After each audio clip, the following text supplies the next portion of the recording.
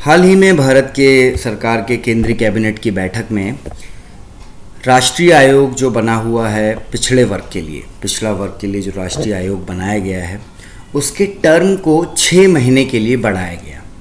और वो आयोग बना हुआ है कि जो हमारे पिछड़े वर्ग के अंतर्गत जो जातियां आती हैं उनकी स्थिति को सुधार करने के लिए सरकार ने जो व्यवस्थाएं पिछड़े वर्ग के सुधार के लिए, उनके विकास के लिए बनाई हुई हैं, उसका लाभ पिछड़े वर्ग के समाज के हर व्यक्ति को मिले।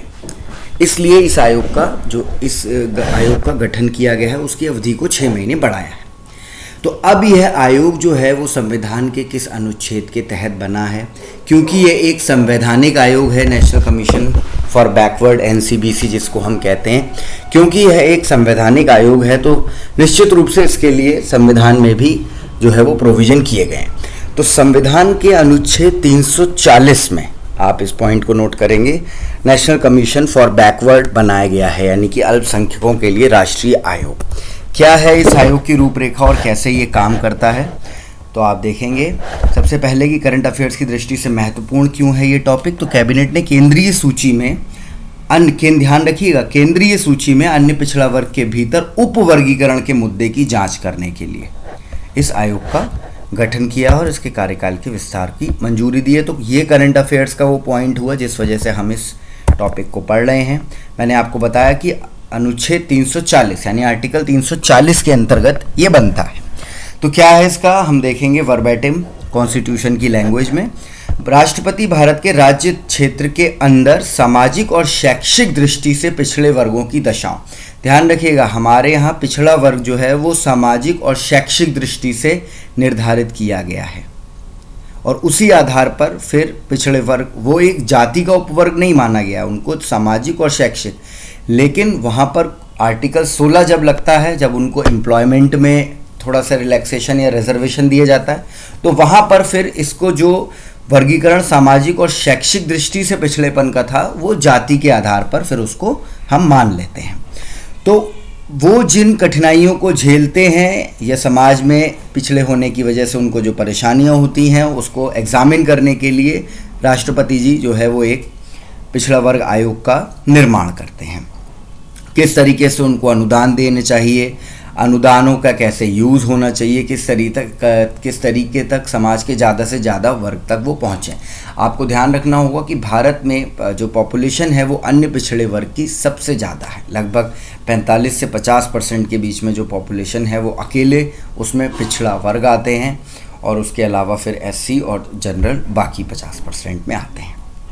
तो संविधान में ये शक्ति राष्ट्रपति को दी गई है कि वे इस प्रकार के एक आयोग का निर्माण कर सकेंगे, उसमें लोगों को नियुक्त कर सकेंगे और वह ऐसे व्यक्तियों से मिलकर बना होगा जैसा राष्ट्रपति जी ठीक समझें। इसका मतलब ये है कि इसके जो सदस्य होंगे वो राष्ट्रपति के प्लेजर पर काम करेंगे, ठीक है, उनकी अनुशंसा पर ही काम करेंगे। जब तक राष्ट्रपति को लगेगा तब तक वो काम करेंगे, उनका कोई फिक्स्ड टर्म नहीं होगा।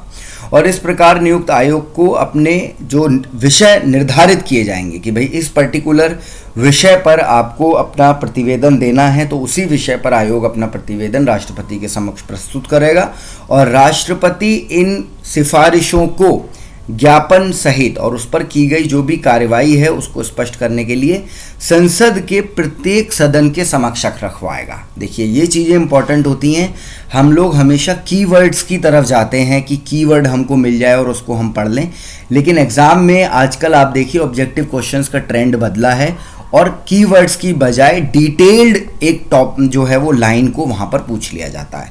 तो आप इस भी चीज़ को ध्यान रखेंगे। NCBC यानी national commission for backward classes, इसका जो प्रतिवेदन होगा जो राष्ट्रपति को वो सबमिट करेगा आयोग, राष्ट्रपति उस रिपोर्ट को संसद के दोनों सदनों के समक्ष रखेंगे। आर्टिकल 340 में इस तरीके के आयोग का निर्माण होगा और इसके सदस्यों की जो इनका टर्म होगा वो राष्ट्रपति के प्लेजर पर यानी उनके आधार पर जितना वो चाहेंगे उतना ही उस टर्म को रखा जाएगा। तो ये इसके कॉन्स्टिट्यूशनल प्रोविजन हो गए। यहाँ पर एक चीज़ आपको और देखनी पड़ेगी कि सिर्फ आर्टिकल 340 ही नहीं है जो कि बैकवर्ड क्लासेस के लिए राइट्स की बात करता है, उनके लिए रिजर्वेशन की बात करता है, उनके लिए प्रोटेक्शन की बात करता है। ये मैंने national commission for backward classes की ऑफिशियल वेबसाइट से लिया है। तीन कॉन्स्टिट्यूशनल प्रोविजंस ऐसे हैं जिनमें कि ओबीसीज के लिए बात की गई है। आर्टिकल 15, आर्टिकल 16 और आर्टिकल 340। इस तरीके का भी क्वेश्चन आपसे वहां पूछ सकते हैं कि इनमें से कौन कौन से आर्टिकल में ओबीसीज के लिए प्रतिरक्षण की या प्रोटेक्शन की या डेवलपमेंट की बात करिए। तो वहां ऑप्शन में दे देगा आपको 15, 16, 21 और 340, और फिर उसके बाद वहाँ पे 1, 2, 2, 3, 1, 2, 3। तो आपको पता होना चाहिए, क्योंकि एज अ होल अब आपको चीज़ों को पढ़ना है। तो आर्टिकल 15 जो वो कहता है डिस्क्रिमिनेशन नहीं होगा किसी भी ग्राउंड पर, रिलीजन, रेस, कास्ट। तो अगर कोई ओबीसी में है, उसका जो वर्गीकरण है वो ओबीसी के रूप में किया गया है, तो किसी तरीके का डिस्क्रिमिनेशन करना अपराध है, मौलिक अधिकारों के वायलेशन में गिनेगा। Equality of opportunity in matters of public employment, इसी में आर्टिकल 16(1) में जो है वो सरकार को ये ताकत दी गई है कि वो इस तरीके का कोई नियम बना सकते हैं जो SC, ST, OBC के लिए थोड़ा सा उनको रिजर्वेशन दे, ठीक है। और उसके अलावा आर्टिकल 340 तो है ही, क्योंकि ये तो पूरे के पूरे एक आयोग के बारे में बात करता है। तो इन 3 आर्टिकल में जो है वो ओबीसीज के प्रतिरक्षण की बात की गई है संविधान